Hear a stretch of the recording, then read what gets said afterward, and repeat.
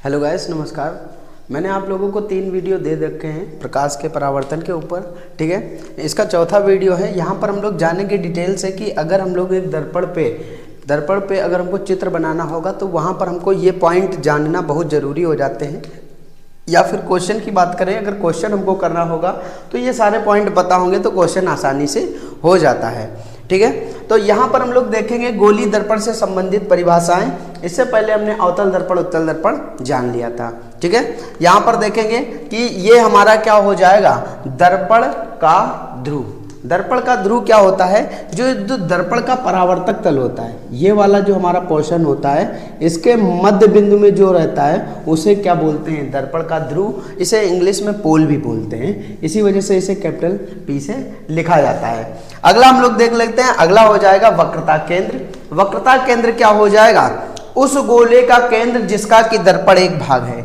ये तुम्हारा क्या हो जाएगा, कांच का पूरा कंप्लीट खोखला गोला होगा, ठीक है। और जब कांच का कोई खोखला गोला होगा उसका कहीं ना कहीं एक केंद्र होता है, उसी को ही हम लोग क्या बोलते हैं, वक्रता केंद्र। और इसे C से प्रदर्शित करते हैं, इंग्लिश में इसे सेंटर भी बोलते हैं, ठीक है। वक्रता केंद्र क्या हो जाएगा, गोलीय दर्पण कांच के जिस खोखले गोले का भाग होता है उस गोले के केंद्र को वक्रता केंद्र बोलते हैं, ठीक है। ये चीज आप नोट करते जाइएगा, थोड़ा सा समय लगेगा नोट करने में। बाकी आप लोगों को क्या करना है, अगर लगता है कि हम अभी नहीं नोट करने में सक्षम है, वीडियो कहीं देख रहे हैं, रिलेशन में कहीं घूम रहे हैं, तो इसका स्क्रीनशॉट ले सकते हैं, बाद में लिख सकते हैं, ठीक है। तो यहाँ पर हमारा क्या हो जाएगा, वक्रता त्रिज्या। वक्रता त्रिज्या की बात करें तो वक्रता त्रिज्या क्या हो जाएगी, देखो डेफिनेशन कई सारी लिखी हुई हैं। यहाँ पर हम लोग ऐसे साधारण से पहले समझते हैं फिर डेफिनेशन देखते हैं। यहाँ पर क्या हो जाएगा कि ये जो दर्पण है, दर्पण का परावर्तक तल है और वक्रता केंद्र तक की दूरी वक्रता त्रिज्या हो जाएगी। नहीं तो डेफिनेशन हमारे पास क्या है, गोलीय दर्पण कांच के जिस खोखले भाग में होता है उसे उसकी वक्रता त्रिज्या कहते हैं। और वक्रता त्रिज्या की बात करें, इसे स्मॉल r से प्रदर्शित करते हैं, ठीक है।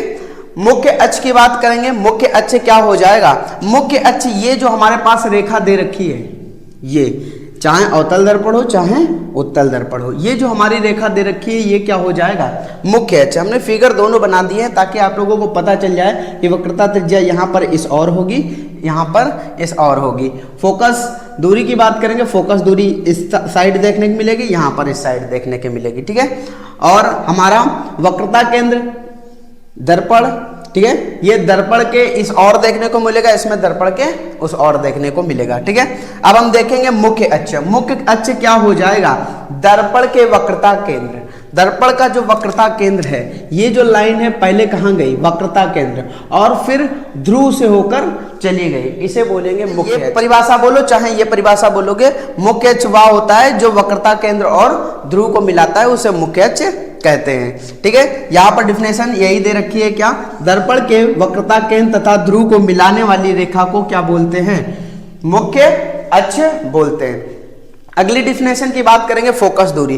फोकस दूरी की बात करेंगे, ये जो हमारी दूरी है यहां से यहां तक की दूरी, मतलब ये जो मुख्य फोकस है हमारा, मुख्य फोकस है, मुख्य फोकस से दर्पण तक की दूरी को फोकस दूरी कहते हैं, इसे F से प्रदर्शित करते हैं। यहां पर भी देख लेंगे, ये यहां से यहां तक की दूरी, इसे किससे प्रदर्शित करेंगे, स्मॉल f से प्रदर्शित करेंगे, जिसे क्या बोलेंगे, फोकस दूरी। डिफिनेशन की बात करेंगे, डिफिनेशन हमारी क्या हो जाएगी, दर्पण से मुख्य फोकस तक की दूरी, दर्पण से मुख्य फोकस तक की दूरी को फोकस दूरी कहते हैं। डिफिनेशन ये हो जाएगी, गोलीय दर्पण के ध्रुव तथा मुख्य फोकस बिंदु को मिलाने वाली जो रेखा होगी उसे ही हम लोग फोकस दूरी कहते हैं।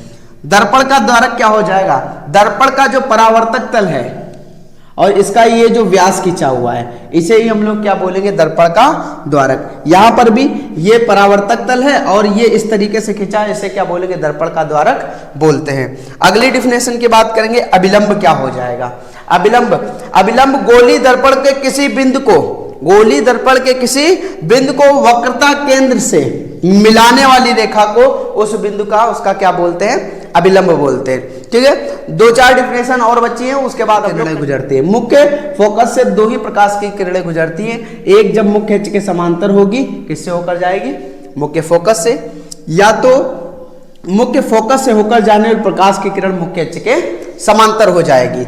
वक्रता केंद्र की बात करेंगे, जब कोई प्रकाश की किरण वक्रता केंद्र पर आती है तो वो दर्पण से टकराकर उसी मार्ग में वापस हो जाती है। ये 3 कंडीशन होती है, चाहे अवतल हो चाहे उत्तल। यहां पर क्या होगा, जब कोई प्रकाश की किरण मुख्य अक्ष के समांतर आएगी, परावर्तन के पश्चात वापस तो लौट जाएगी, लेकिन मुख्य फोकस की ओर आती हुई क्या हो प्रतीत होगी। और जब कोई प्रकाश की किरण मुख्य फोकस की ओर आएगी, दर्पण से टकराकर मुख्य अक्ष के समांतर चली जाएगी, लेकिन मुख्य फोकस की ओर आती हुई प्रतीत होगी। तीसरी कंडीशन क्या होगी, जब कोई प्रकाश की किरण वक्रता केंद्र की ओर जाएगी, दर्पण से टकराकर उसी दिशा में वापस लौट जाएगी, लेकिन वक्रता केंद्र की ओर आती हुई प्रतीत होगी। इन पर